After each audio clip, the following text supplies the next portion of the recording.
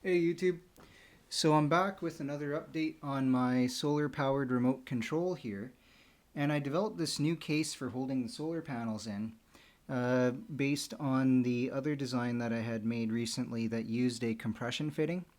Now that other case that used just the compression fitting that I showed off the other day, that wasn't supposed to be a standalone device in and of itself. That was just supposed to be for determining whether or not that method of connecting the panels would be effective. So it was, and I realized that I now needed to go and refine my connection or my model here for this. So you can see from the reading on the multimeter that I do indeed get a good solid connection to the panels. And I also put in test points at the bottom over here, so I can touch at the bottom, and if I'm lucky, I guess it's going to carry the voltage through here. Am I touching in the right spot, or am I blind? Well, anyway, doesn't really matter. On the main trace you can see here, why? Okay, it's the same piece of foil.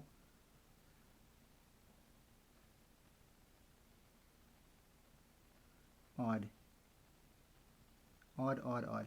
Anyway, if I go down to the blocking diode and I touch on one side of the blocking diode and I touch to the copper wire that I have running to the battery, we can see we got our 2.662, 2.663.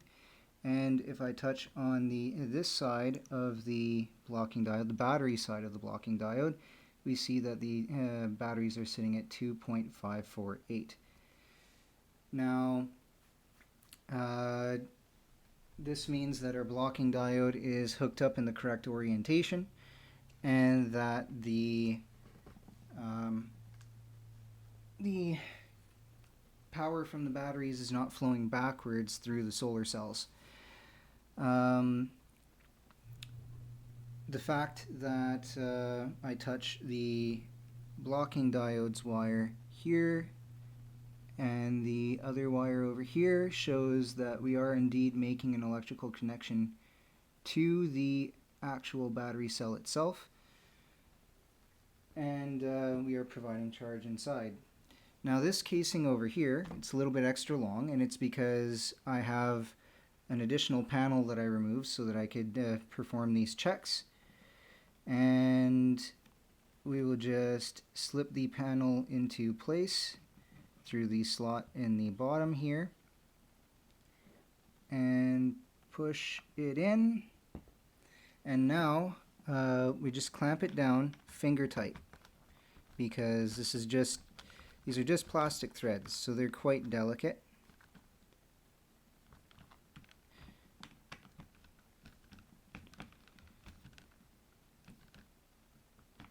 But we do want a good solid connection nonetheless. So make sure they're good and snug. That's snug there. That's snug. Oh, that one could have afforded to be a little bit tighter. Let's check this one here. This one as well could be a little bit tighter. And okay, that's good and snug. Now, let me double check my connection points on the bottom here. They might actually work now that I've stuck the third panel in. Yeah, there we go. Now we can see it. So our charging voltage is sitting up at around 3 volts, 2.8, that kind of thing. And there we go. If we get a really solid connection, we can even see higher voltages, or spikes of higher voltages. Now this should keep this remote charged now.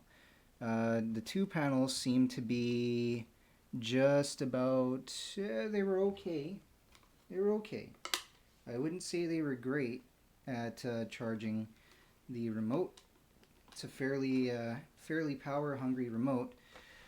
But with 3 panels, now it's quite nice, and it slips on the back over here. And with the electrical connections being forced in, even though this panel just kind of, or this holder kind of just clips into place using the same clipping parts as the regular battery case cover, it will actually hold because it now has tension as well between the blocking diode and the wire that connects to the battery terminal.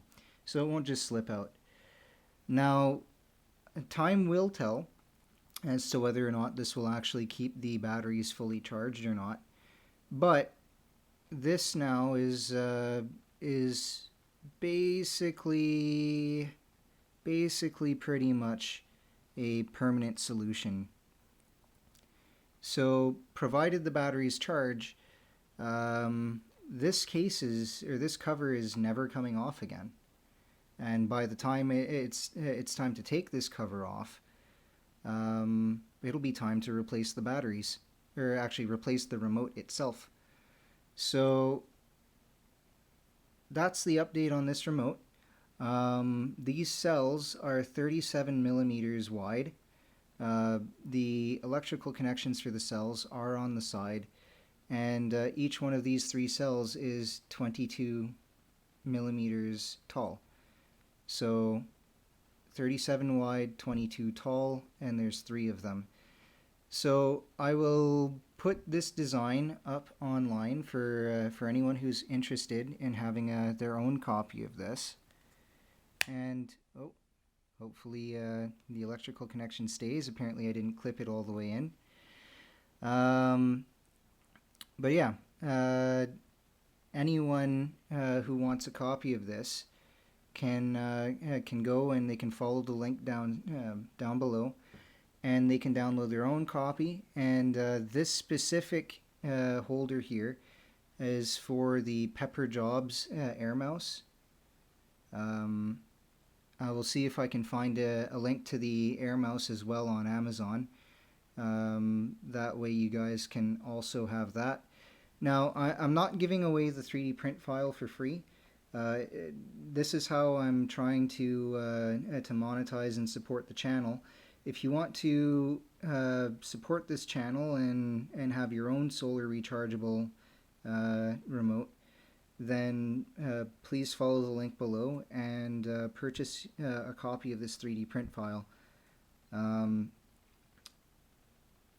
Anyway, until next time, YouTube, we'll see you.